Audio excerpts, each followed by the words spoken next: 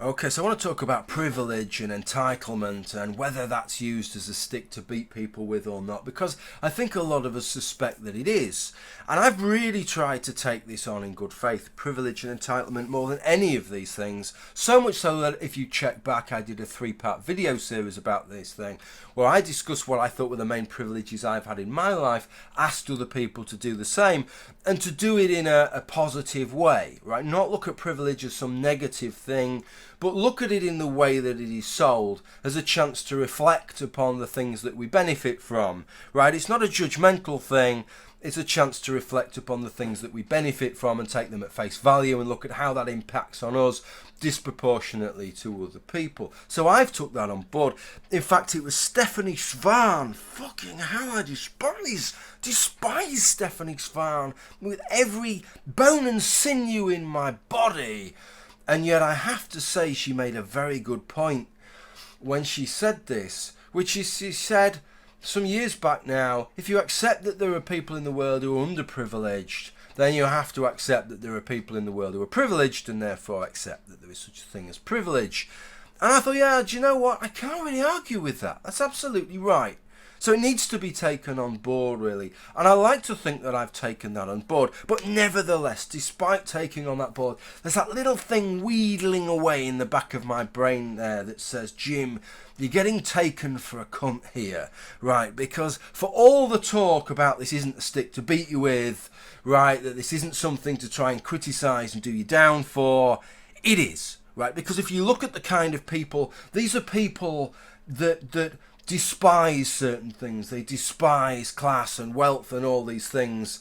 And if they sort of say, it's kind of like the kind of child catcher in Chitty Chitty Bang Bang, you know, with a little van and come and get your sweeties, children, come and get your sweeties, and as soon as they're lured in there, bang, the gate shuts down, the sides strip off, and it's a fucking cage. You've been captured there. So as soon as you admit to those privileges, actually it is going to be a stick to beat you with. Although as they're beating you with that stick, you will be being told that you're not actually being beaten at this point. Okay, so that's kind of, I don't know, that must be the fucking cynic in me.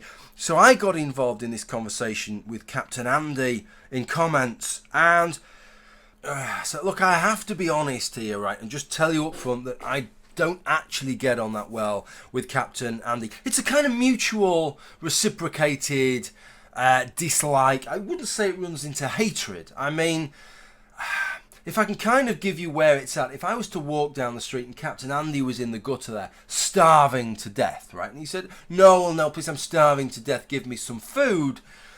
I'd give him some food. Of course I'd give him some food, but it would be meat-based, okay, because he's a committed vegan. So that's kind of where we're at, okay, with Captain Andy and me. And I think we kind of dislike each other for the same reason.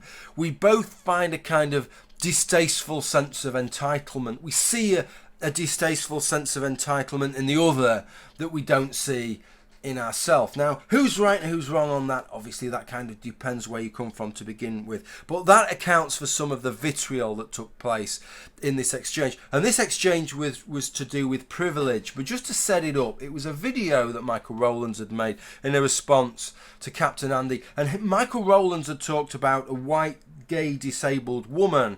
And he'd said that's one axis of privilege and 3 axes of oppression. White is an axis of privilege, gay, disabled woman are axes of oppression.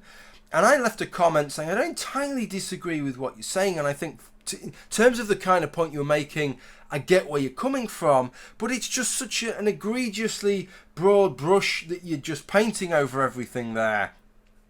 To view something, for example, yeah, it might well be on balance that being a woman tips more towards the oppression than the privilege side of it, but there are whole spheres of life where being a woman is the privileged position, such as the whole business of parenthood. In the sphere of parenthood, which is a pretty big sphere, then being a woman is the privileged part, and being a man, being a father, is the underprivileged part of it. So it's kind of the journey that he took there, and this was the example that I gave to Michael. I said it's kind of as if you've trekked from north of the Himalayas, and you've trekked across the Himalayas and arrived at the coast, and you're describing that as a walk downhill. right? I mean, technically, you may have overall gone and arrived at a lower point than you started with, but to just describe it as a walk downhill has missed out all those fucking peaks in between, really. And that's more what real life is like with regards to privileges and oppression. So that was the point that I made there. And Captain Andy took exception to that with regard to disability, because I'd made a couple of points with regard to disability that whilst I regard disabled people overall as underprivileged, of course I do, and I do not begrudge them any of the privileges that society gives them. In fact, I think it's a marvellous thing that we do. Nevertheless, when you will spend, as we do in the United Kingdom, if you have learning difficulties, we will give you, while you're in the classroom, we will assign a classroom assistant just for you, that mentors you, and just you in some cases, in your lessons. And I know somebody who works in a local authority who gave me the scoop on this, and some of the people that he's responsible for, the local authority spends hundreds and hundreds of thousands of pounds solely on their education.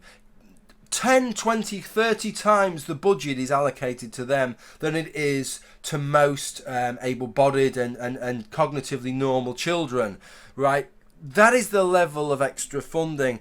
If that isn't a privilege, right, and it might be a privilege to undo an underprivilege, but that's the way it goes, right? If you're underprivileged and somebody else is privileged, how do you close that gap? You either take away their privilege, or you're going to need a privilege to put you up to the level of them. And that was a part of the point that I was making, and not begrudging that. But the level of vitriol in Captain Andy's response, what that told me really was that, you know, I just can't buy this idea. Maybe in academia, right, where words like privilege and entitlement are used, they are used in a more neutral context sometimes, and it's not used as a stick to beat people with. It's used as a tool to analyse the different positions that people approach issues from, and how that colours their position, the kind of standpoint theory thing, right?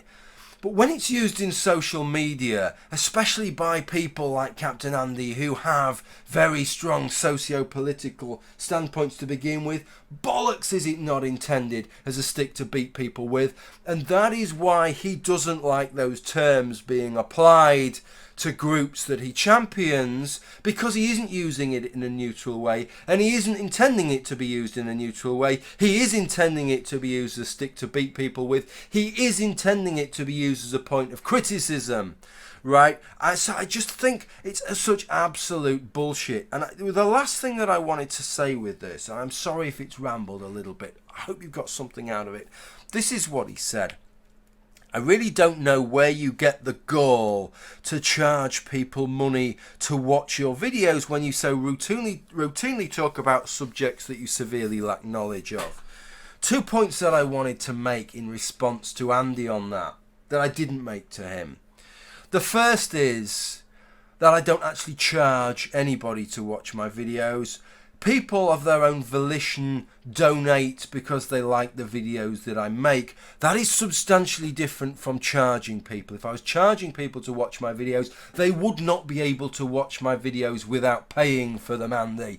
I understand, because you despise capitalism and business and money and wealth so much that you probably don't understand the fucking difference. It's just different categories of people for you to spit on, right? I get that, but there is a big fucking difference between those two things, right? And the second thing is, they find it kind of ironic that some of the people that you've sided with, that have run Patreon accounts, that have had Patreon campaigns, right, and the fucking waste of spaces that they've turned out to be, right, and yet find that they had the gall when they've talk the absolute tripe and fucking bullshit that they've talked, and yet I'm the one that you would call out for it. Okay, think that's what I wanted to say in this. It's a little bit off the cuff, so I'm sorry if it's a little bit rough around the edges.